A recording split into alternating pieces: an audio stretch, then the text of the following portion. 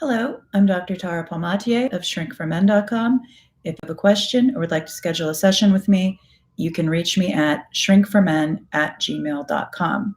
The topic of this video is part 2 of Adult Toddlers.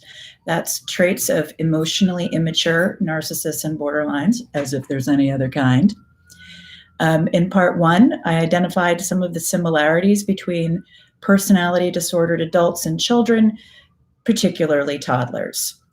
If you're in a relationship with one of these individuals, you've likely had many WTF moments over the years, as in, WTF is wrong with her, WTF is his problem, why can't she or he behave like a normal person?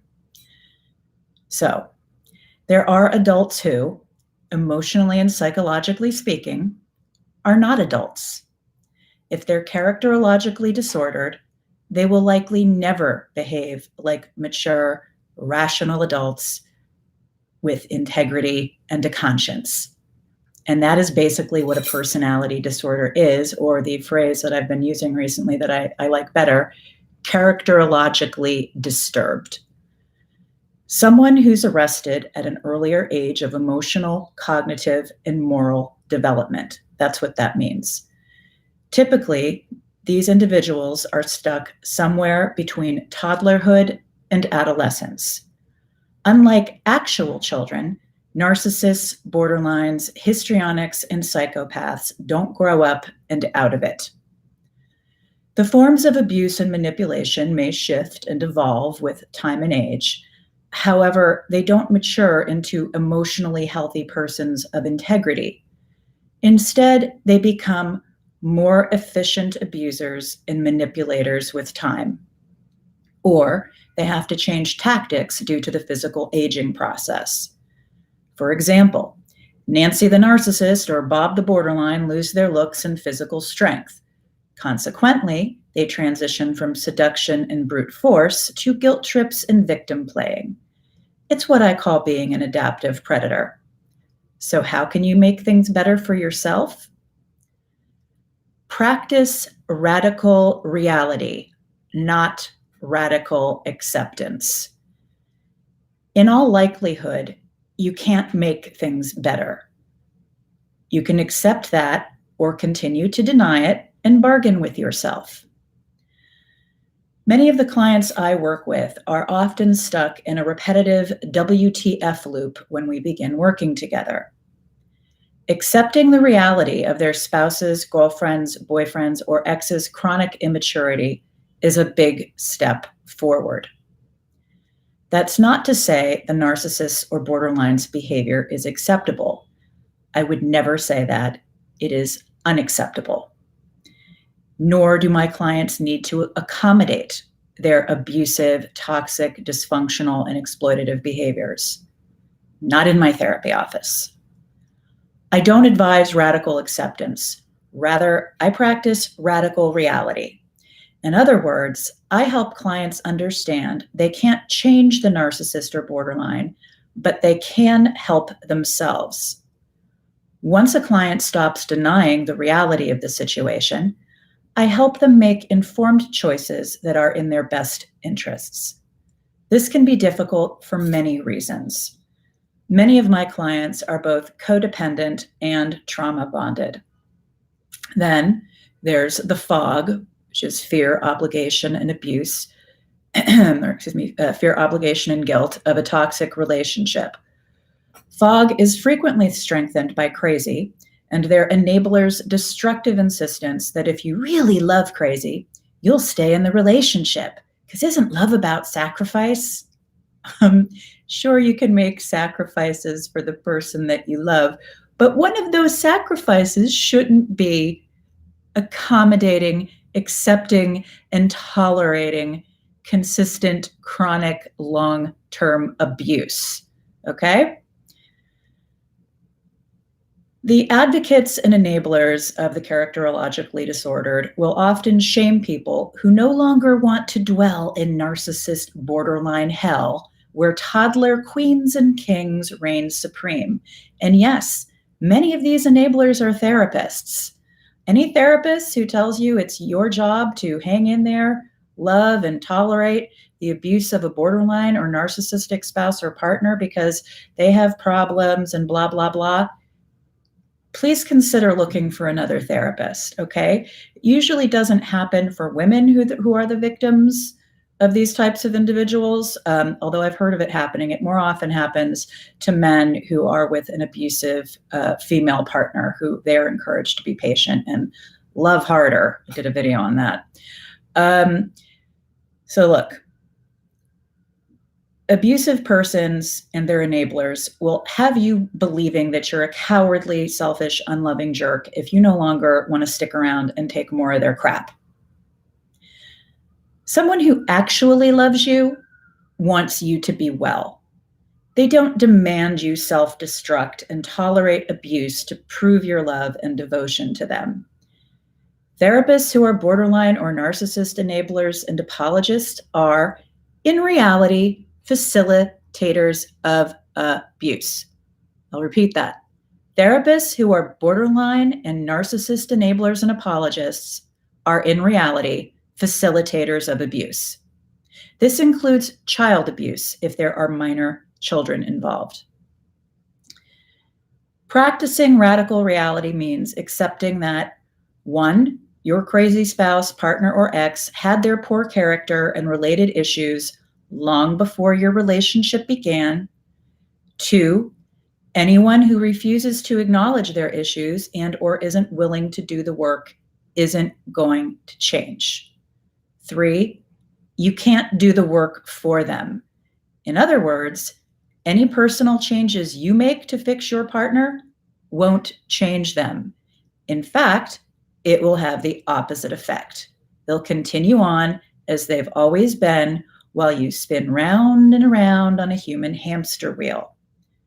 4, you don't protect your children by staying in an abusive relationship. If you do that, what you're actually doing is normalizing abuse and teaching them that it's love. 5, your children are going to have some issues no matter what you do. With one disordered parent and one codependent parent, it's all but guaranteed. All you can do is give them support and find a way to mitigate the worst damage. And 6, you have issues of your own to tend to once you're out of the relationship.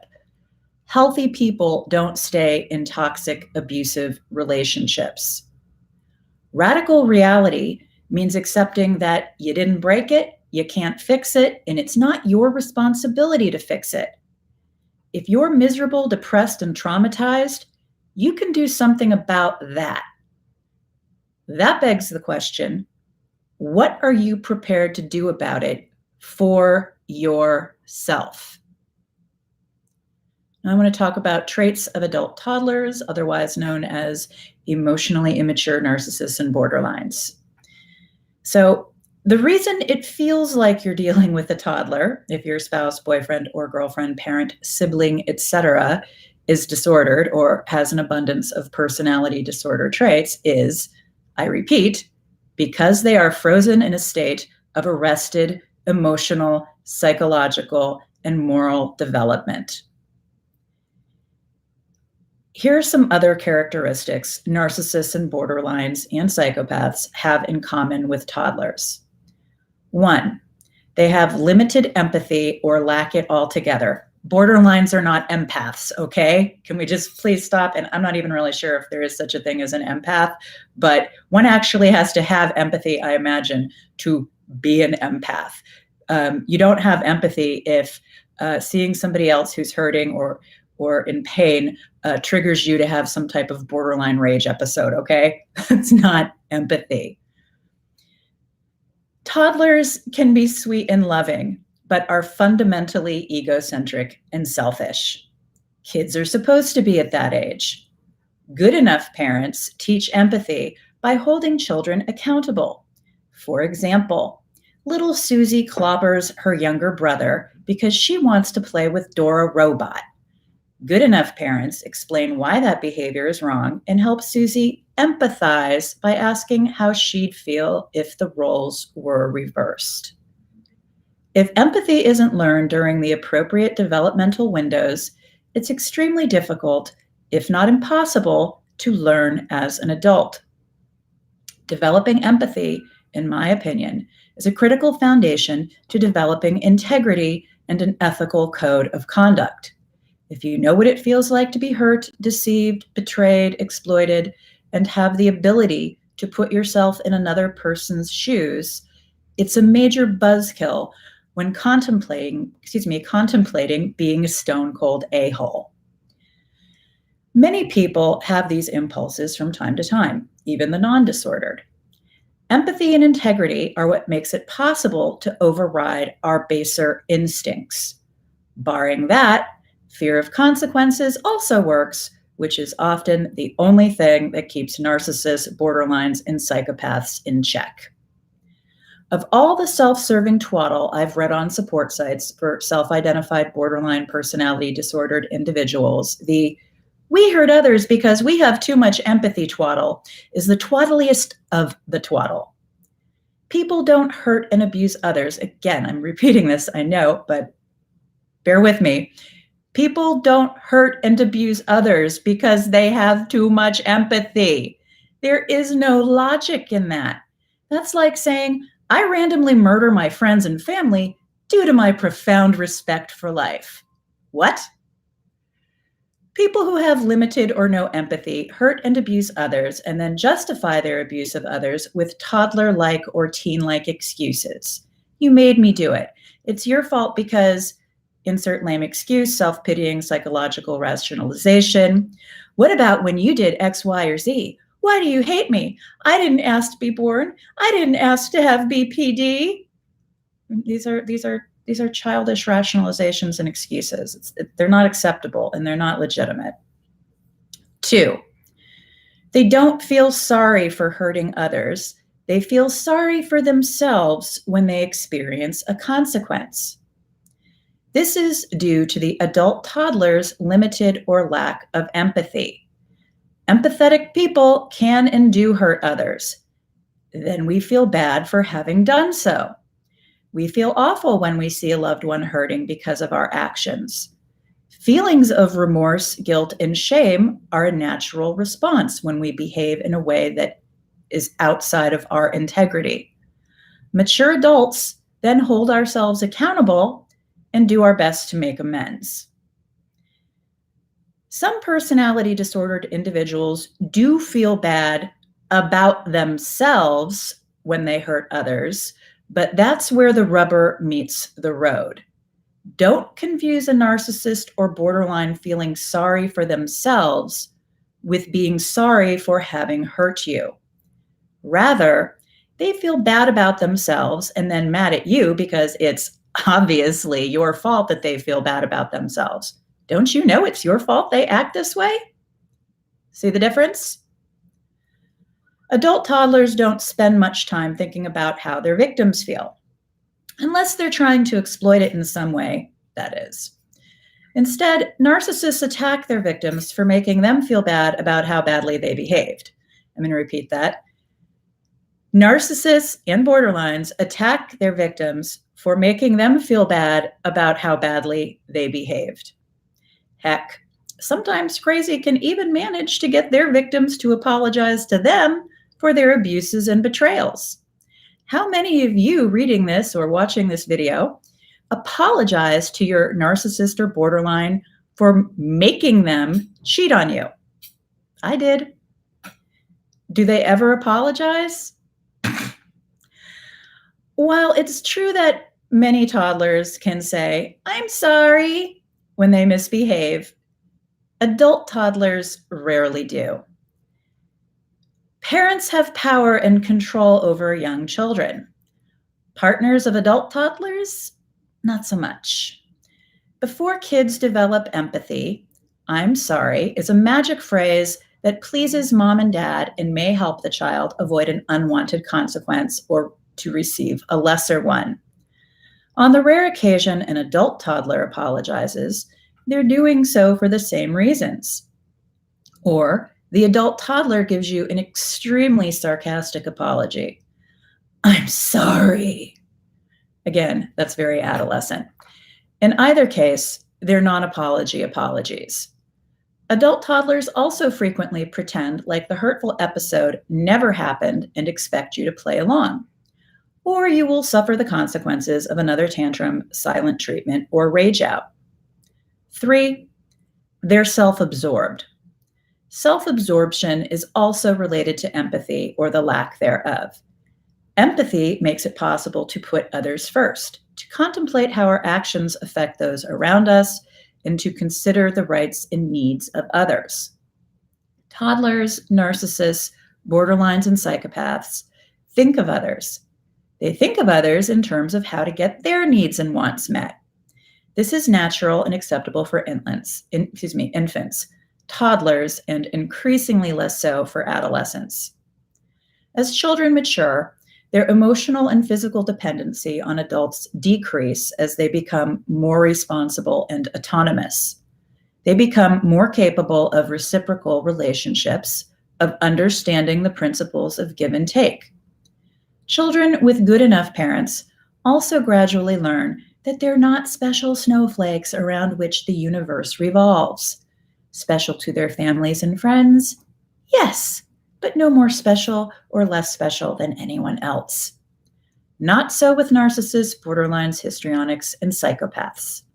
These are the people who, when their spouse of 15 years is diagnosed with lung cancer, tantrum and pout, whinging, "But who will take care of me?"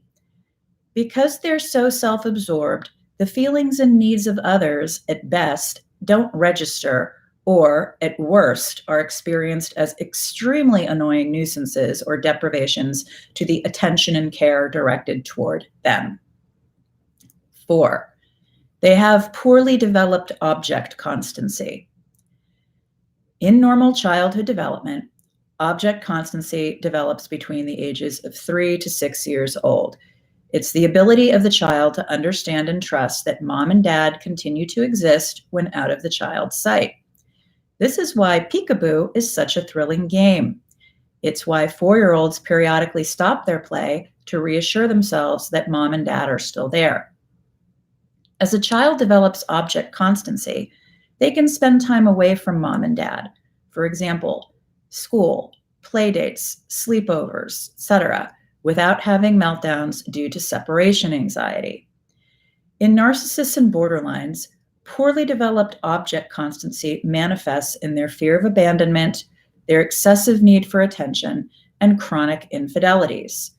In an emotional storm, i.e., the absence of an attentive audience, any breast or orifice will do.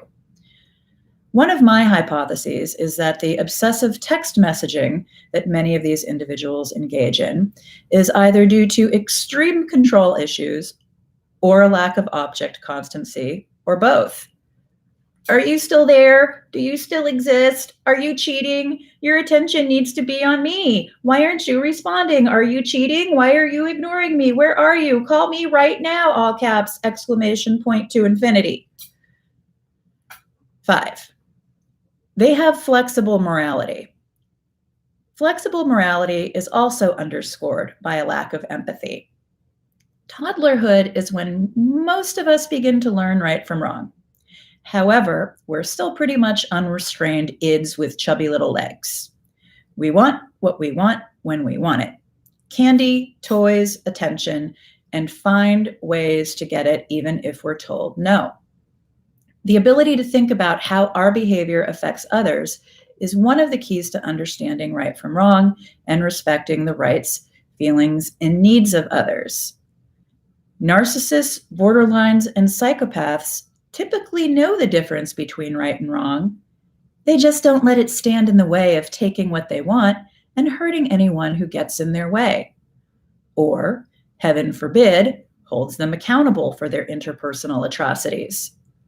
Narcissists and borderlines are also able to identify when someone else has behaved badly, especially if it adversely impacts them in some way. However, they don't hold themselves to the same code of conduct they hold others. They tend to live by the IDWIDI philosophy, which stands for, it's different when I do it. Double standard? Yes. Hypocrites? Hell yes. What's more, narcissists, borderlines, and psychopaths bank on the decency and integrity of others to perpetrate without consequence.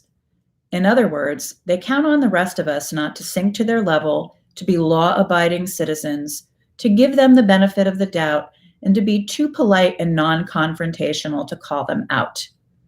They see kindness and integrity as weaknesses to exploit.